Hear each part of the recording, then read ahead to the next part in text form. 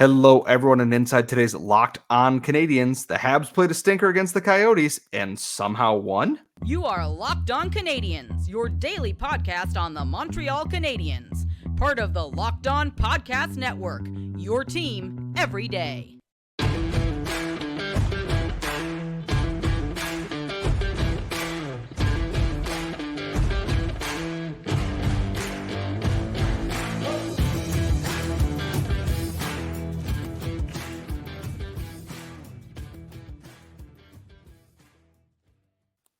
Hello, everyone, and welcome to episode 1020 of Locked On Canadiens. Today's episode is brought to you by Game Time. Just download the Game Time app, create an account, and use code Locked On for $20 off your first purchase. We are, of course, your daily Montreal Canadiens podcast, part of the Locked On Podcast Network, where you get your team every single day of the week, wherever you listen to your daily podcast, Google, Apple, Spotify, and the like, or if you are watching on youtube.com as well. I am one of your hosts. I am Scott Matla, and I'm joined, as always, by the active stick, Laura Saba. And Laura, we came into this Coyotes game thinking, they should be motivated. They've had some frustrating results. They should blow the doors off the Coyotes, and they didn't do that at all. It was whatever the opposite of like Thursday. Today's not even Thursday. A Tuesday night delight is. It was a travesty on ice in Montreal tonight. And that's the thing is that, we talked about how good teams, even when they lose, they show good signs. They have good behaviors. I don't know why I said behaviors. I'm too corporate right now. They do the right things on the ice. You're watching them do the little things. They're executing well. Whereas in this case, they just played down to their opponent. It felt like they just didn't care.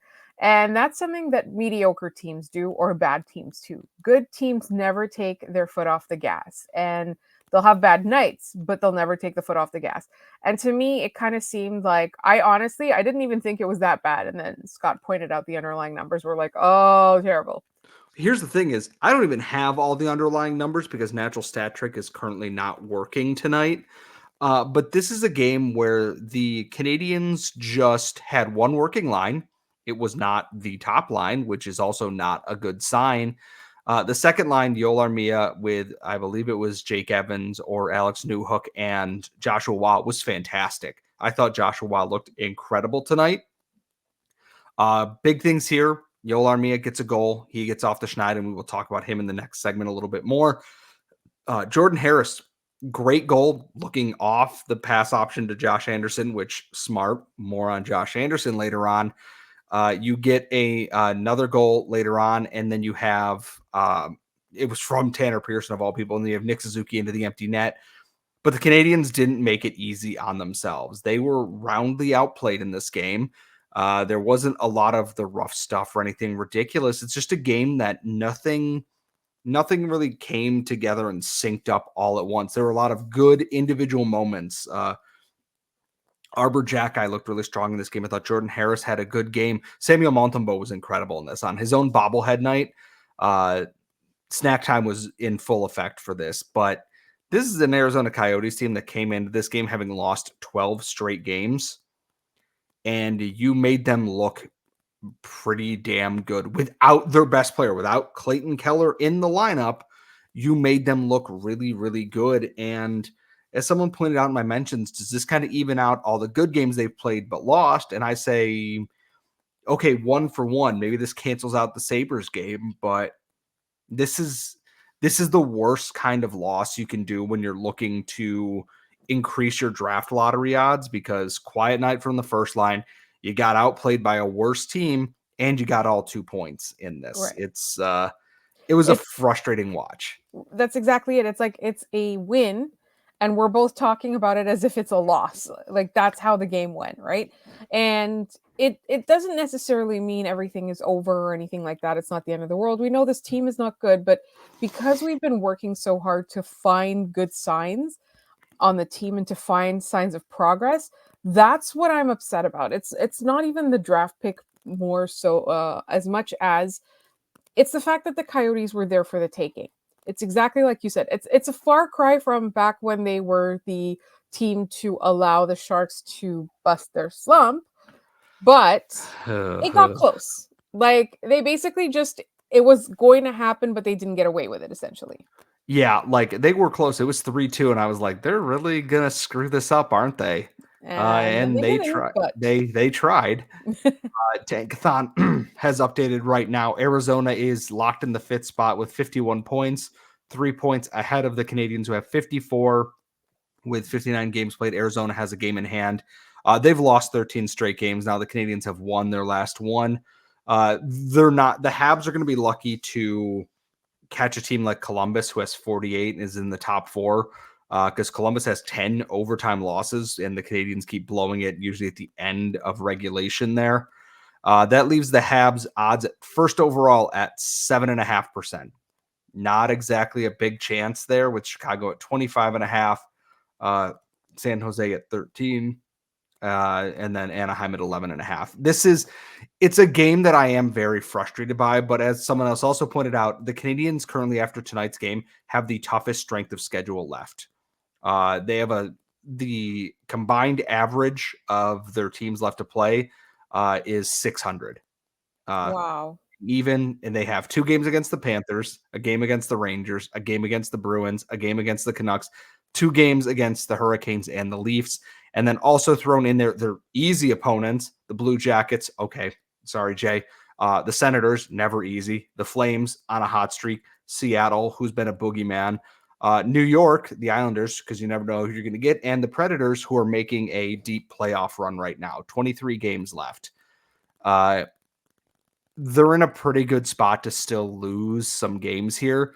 But in games like this where where you should win, I would really like to see the Canadiens kind of put a little bit more of a stamp on it. Like when they play Columbus, they are probably potentially a better team than Columbus, maybe. Put a stamp on that. If you're going to win, win emphatically. Don't win flaccidly like they did tonight here, because if this team shows up to play the Oilers or the Canucks or Christ, even the Leafs, they're going to wipe the floor with you. And it's going to be the worst kind of loss where there's no positivity to be gained out of it. And some people said, would you rather they have lost? No, I was fully on. I want them to win by any means necessary, because Arizona deserves to suffer for that Logan Cooley tweet. But man, I really thought that they would show up a little bit more motivated than this going into tonight's game. It was not a classic by any means. So if you paid money for tickets to that game, you're entitled to financial compensation. I'm pretty sure under whatever laws govern Quebec and hockey. Yeah, and that's it. Like, at least there was a bobblehead, right? Like, that was the other thing too. But not everybody got one. Well, yeah, and that's the thing is, like, Samuel Montembeau was like, well, I didn't want them to throw him in the trash on the way out. And I'm like, if you throw out a Samuel Montembeau bobblehead, you are a bad person and deserve to have bad things happen to you. It's It is what it again, is. it is what it is. Like, it's not that deep, but it's one of those games that it's just like, I really wish that you had shown more than you did in this game. In that, if Slavkovsky went off for like 3 points, but maybe they lost, I'm probably speaking of this game a little bit more positively. And wins are important. Wins are building blocks. Jordan Harris having a multi-point night is a good thing. Tanner Pearson breaking a 14-game goalless drought is a good thing. A good performance from Samuel Montembeau is a good thing. But there are better things that could happen. Yeah, Nick Suzuki hits 23 goals on the year. Great, love that. But would have liked to have seen Slavkovsky on the board, seen Caulfield on the board. God, I would love to see Josh Anderson do literally anything positive except take penalties in this game. It was a frustrating game. The highlight of this game is a play that didn't even happen and probably wouldn't have counted. At the end of the first, I believe it was the end of the first period, Jonathan Kovacevic sent a Hail Mary pass right through the neutral zone to Nick Suzuki at the Coyotes blue line, gets it in stride, beats Connor Ingram, rings it off the goalpost as the horn expires. Had that goal went in, totally different game, and one would have been arguably one of the best assists I've seen all year from any defenseman. I'm curious if Natural Stat Trick is updated yet. It has not. It is still stuck at end of the first period, and I'm going to be honest, probably just don't look at it if you like good numbers for anything. The good news is we are just over a week away from the NHL trade deadline. It is Wednesday when you were listening to this. We were a week and a half away on Friday, March 8th. We are going to be doing a live show after those final trades have kind of trickled in. We are setting up a time. We're going to have a good friend on the show. We're going to have a real good time before the Rocket play that Friday. The Habs are off, thank God, and they play Saturday against the Leafs, so we'll talk about that. But the trade winds are a blowing, and we're going to get into that and more coming up next. But first, as I mentioned off the top of the show, today's show is brought to you by Game Time. And yes, buying tickets for all of your favorite events can be frustrating. There's hidden fees. You're sometimes not sure what your seats are going to look like, and it is just hard to browse through apps. You can throw all that out the window and use everything with Game Time now because it makes it so much easier to find concerts, sporting events. If you want to go see a Broadway show, if there's some comedian you want to see, Game Time has you covered, and they have deals on tickets right up to the start of the event and even an hour after it starts, and it is the best place to find last-minute ticket deals. You can find exclusive flash deals, sponsored deals on tickets for football, basketball, concerts, comedy, theater, and more. You can pick the section, pick the seats, no hidden fees, and you will see the view from your seats when you buy tickets. So take the guesswork out of buying tickets with Game Time. Just download the Game Time app, create an account, and use code LOCKEDON for $20 off your first purchase. Some terms apply. Again, create an account, redeem code LOCKEDON for $20 off your first purchase. Download Game Time today. Last minute tickets, lowest price guaranteed. And today's show is also brought to you by the fine folks at FanDuel, because right now you can get buckets with FanDuel, America's #1 sportsbook, because right now new customers get $150 in bonus bets with any winning $5 bet. That's $150 if your bet wins. And all across the NBA and into the NCAA, you can bet on quick bets, live same game parlays. Explore the parlay hub. Find something that works best for you that is popular amongst the other FanDuel users. And the best part is it's an app that is safe, secure, and easy to use that you can get paid out on immediately when you cash in big. So right now, just visit FanDuel.com/lockedon and shoot your shot with FanDuel, the official sportsbook partner of the NBA and us here at Locked On. We are back here at Locked On Canadiens, and we are closing in on the trade deadline. As I said, we are a week and a half away from the NHL trade deadline, March 8th, and I believe that closes at 3 p.m. Trades trickle in after that when a bunch of talking heads are sitting around the table going, well, I expected more and blah, blah, blah. Like we don't go through this every year where nothing happens. Everything happens in like a 2-hour window, and then nothing happens for the rest of the day. And we watch like James Duthie chase a llama, or Gino Reda chase a llama, or somebody gets hit with a t-shirt cannon and a whole bunch of other nonsense because there's nothing happening. The Canadiens have already traded Sean Monahan. That was their big trade piece coming into this. Laura, the rumors are swirling. There are rumblings. There is not smoke, I don't think, at this point, but the people are talking.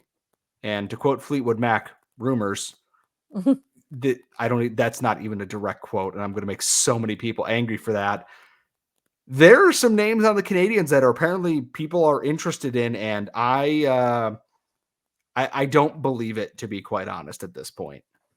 All right, Scott. So we talked about this beforehand, and we're talking, it's very topical in this market. It's not just this podcast is talking about trading Josh Anderson, right? Like it is the hot topic du jour. Also, always being discussed is whether Yoel Armia can be traded.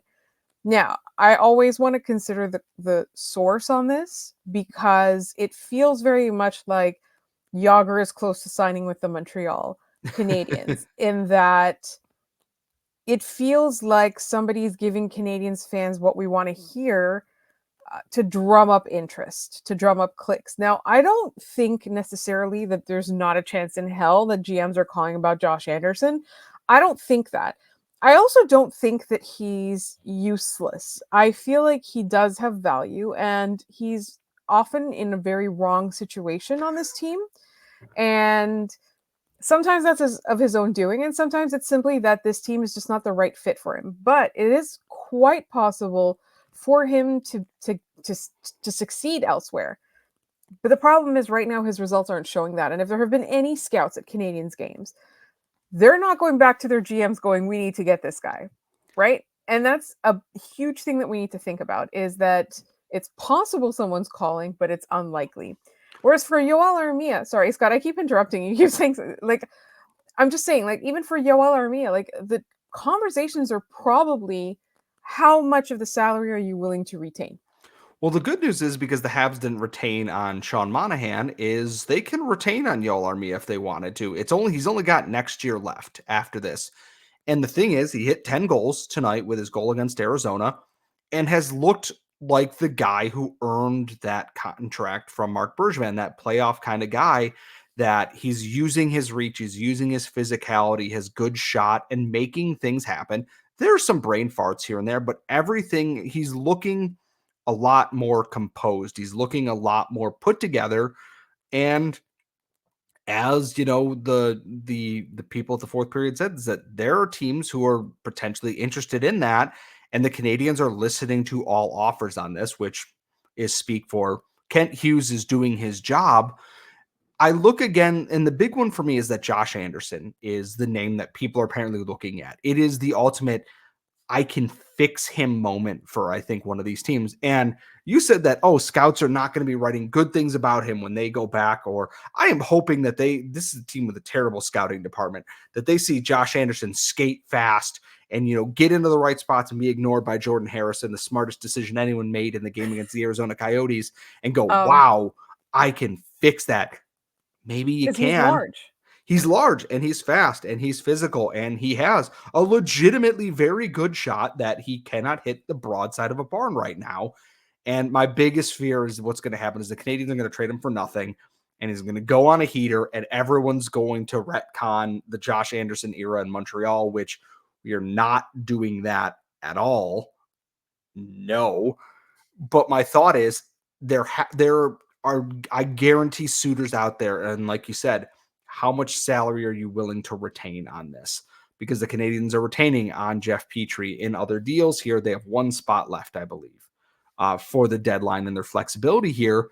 The Kings are now without Adrian Kempe. He is put on LTIR after he got injured the other night. And my first thought is, okay, they just activated Victor Arvidsson off of LTIR himself, a guy who hasn't really worked out too well. He's been injured, just coming back.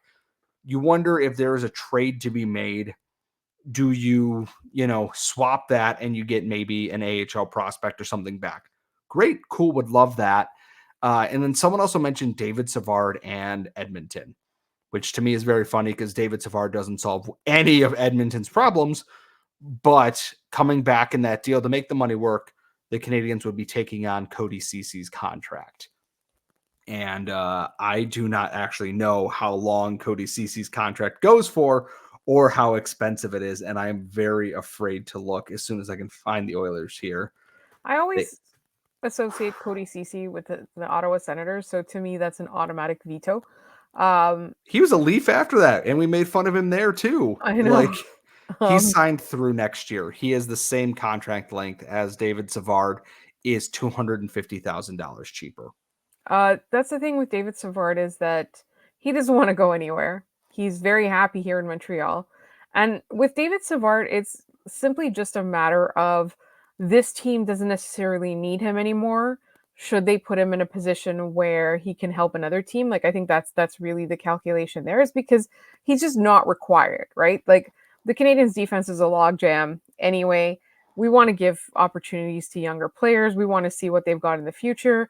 We don't need David Savard. It's not like it's a playoff run where like he's going to play that role of blocking shots, right? Like that's not what he's here for. The Canadiens like him. He likes it here. I believe he has a modified no trade, like a limited no trade. David Savard has zero trade protection whatsoever. Okay, perfect. The only person with trade protection on the Canadiens is Brendan Gallagher, Josh Anderson, and Mike Matheson. Oh, and Jake Allen. And Jake Allen. And Dvorak's injured, so it doesn't really matter. So, yes. But he could want to stay here, but if a team's going to call and ask enough, I know it's going to hurt because the team seems to love a guy like David Savard, but I go, you gotta do it. Maybe not for Cody Ceci because you're just rearranging deck chairs and on the Titanic here and getting a slightly younger, maybe slightly quicker David Savard. And I don't think that's what the Canadiens need at this point, unless there is a really nice prospector pick attached to that. At which point I go, yeah, cool. I will do that in a heartbeat. Yes. We will keep. Oh, sorry. Go ahead. I was just going to say, like, I like David Savard a lot, but the other team has to make it worth Kent Hughes' while. Yes, it's just like, don't waste my time. Like, Sean Monahan was worth it. First round pick. Great. Ben Sherratt, first round pick. Ty Smilanic. Great. Love that. If there's truly a suitor out there for him, Ken Hughes will wait in the weeds until he gets what he wants. I still think David Savard is getting traded in the offseason once that he's down to that final year of his contract in full Joel Edmondson fashion. However, speaking of things moving or not moving or potentially moving again or not having an arena because they are a poverty franchise, relocation rumors are flying around the NHL. And I want to talk about some of that and why it's seemingly ridiculous for one of them. And that's all coming up next. But first, passion, drive, and patience is what brings home the winning trophy and is also what keeps your ride or die vehicle alive. And eBay Motors has everything you need to maintain your vehicle and level it up to peak performance, from superchargers to roof racks, exhaust kits, LED headlights, and more. Whatever you're into, speed, power, style, eBay Motors has got you covered. And with 122 million parts for your number one ride or die, you'll always find exactly what you are looking for. And with eBay Guaranteed Fit, your part is guaranteed to fit your ride every time or your money back, because with eBay Motors, you're burning rubber, you're not burning cash. And with all the parts you need at prices you want, it's easy to turn your car into the MVP and bring home that win. So keep your ride or die vehicle alive at ebaymotors.com. Eligible items only, some exclusions apply. eBay Guaranteed Fit available only to United States customers. We are back, and this may be a little bit shorter, just depending on how much we have to say on it, but relocation is on the tip of everyone's tongue in the NHL, and not just because we played the Arizona Coyotes, who are potentially about to be evicted for, I want to say, the fourth or fifth time in my hockey fandom since they've moved from Phoenix to Tempe to Mesa. I don't even know. In Scottsdale. Sure, that sounds like a city in Arizona. I believe you. And again, is that they were supposed to get this big land deal and they were struck down on it. And they've been searching since then. And I believe it was in 32 Thoughts last week. The owner or GM of the team was supposed to address, I believe it was the owner of the team was supposed to address the staff and everyone saying, hey, this is what the future plan is. According to Elliot Friedman, that meeting has not happened yet, and we don't know. They were bidding on a parcel of land. It doesn't sound like we've gotten any progress on that. And the silence over this speaks volumes, because the Coyotes are not a team that does things in little small bits and pieces. They do all their news in one like month-long dump, go quiet, and then the story rears its head again. And they're dealing with the fallout from the Adam Ruzicka thing, which understandably is a lot that is complicated and messy with the PA potentially. But we don't know where this team is playing still. They're still playing in the worst arena in the NHL. It ranks at the bottom. If you've read the Athletics, anonymous like player reports, they're like, it's not an NHL barn. You're getting changed in the hallway. The facilities are subpar. It's a joke. And to be quite honest, yeah, I appreciate college hockey and everything that goes along with that. We are in year 3 of the Mullet Arena experience here, and Mullet Arena. I'm tired. It's been a day. It's like the Calgary Saddle Dome, but instead of like equally on one side, it's like one side short and one side long. It's ridiculous. Oh my God. Mullet Arena. Oh my God. Somebody draw this for us. Mullet Reno was my favorite 85 player.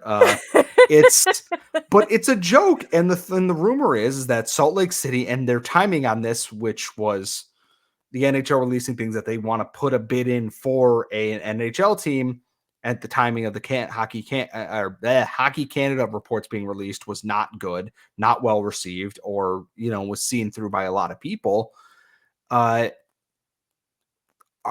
we finally at the end of the Coyotes thing here? And they're not the only team that's having trouble right now, but they're the one that's always in the spotlight.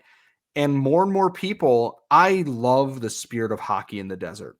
I do. I love that it is a new breeding ground for star players. And I love that.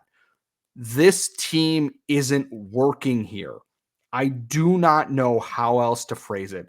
They are not winning games. They are not entertaining to watch. They are playing in a 5,000 seat arena that doesn't even seat 5,000 because of Or spacing want them anymore.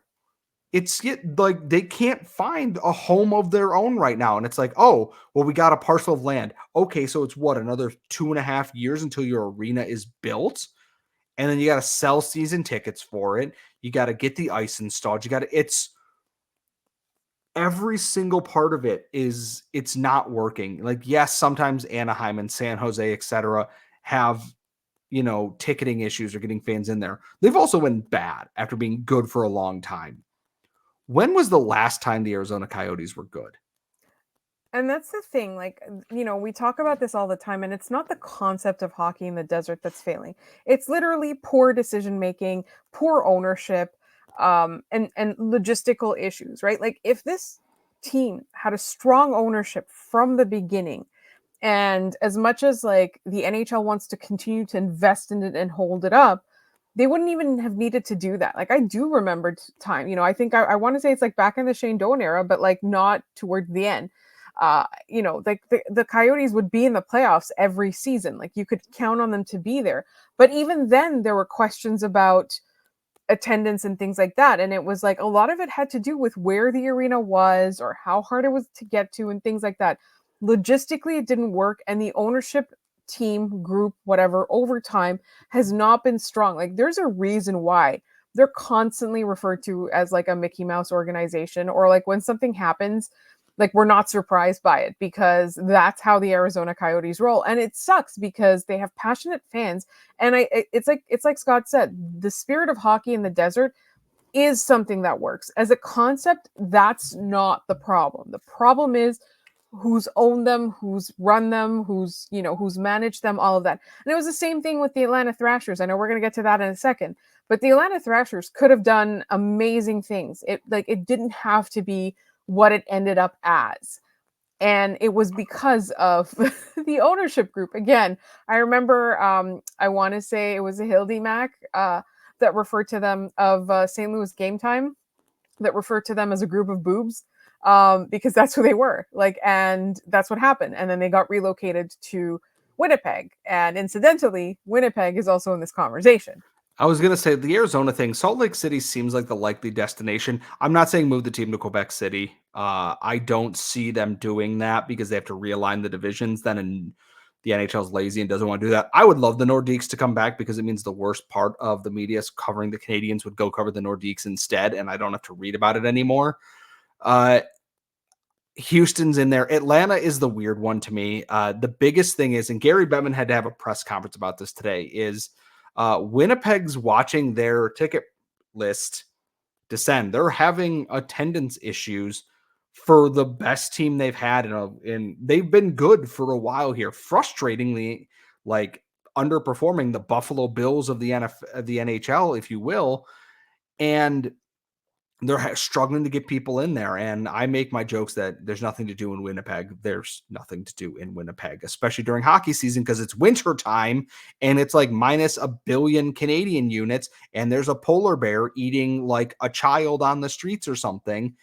And they don't have an airport. Bettman basically said they're not going anywhere. The fan support's too strong, but they're losing key sponsors. And we hear about, and this is Atlanta is going forward with creating a space for that. That again, the biggest issue is it is not in Atlanta. It is on the outskirts, like a half an hour outside of the city core, which is immediately going to limit people's ability to get there. Unless you have dedicated metro lines, good infrastructure to get there, it's not a good thing. The Sabres Arena is right in downtown Buffalo. You can come across the Peace Bridge and be there in 3 minutes. You can walk there from almost anywhere in downtown Buffalo. It works. You look at Madison Square Garden in the heart of New York City. And yes, I know that these are established teams. The Bell Center, you can walk to the Bell Center from almost anywhere in downtown Montreal. Or if not, you get on the metro and take it to the arena. Putting things outside the area, and this is part of Arizona's problem, is they're not in a populated area, or they never have been. They're on the outskirts of town. They're not a popular ticket because they're bad. And I don't want to see Atlanta fail a third time. Yes, I'm counting the Atlanta Flames in here. I'd love the Thrashers to come back. I don't see the Jets moving, but it is very interesting that two polar opposite teams that were actually one and the same at one point, because the current Coyotes are the old Jets and the new Jets are the old Thrashers. So it's circular. Yeah, time is a flat circle. If that means anything. I watched True Detective this weekend. I don't think it means anything, but No spoilers. it doesn't make any sense anyways. But I'm interested to see where this goes. I'd love to see the Nordiques back. I am not anticipating it high on the list for a number of reasons, but I'd like to see Atlanta back. I just kind of want this Arizona thing to end because, one, Coyotes fans deserve better than the sort of Damocles being over their head the entire time. And players deserve better than playing in not a good college arena either. This is not, top of the Just an line. arena. It's just an arena with the worst camera angle I've ever seen. That's going to wrap our show. Remember, Laura will have a special mailbag on Thursday with Andrew Berkshire. So please send in all of your mailbag questions for that. We will be back, the Rocket play on Wednesday night tomorrow. We will have a show after that game. We will be here for that. Until then, thank you for tuning in, and we will see you all next time.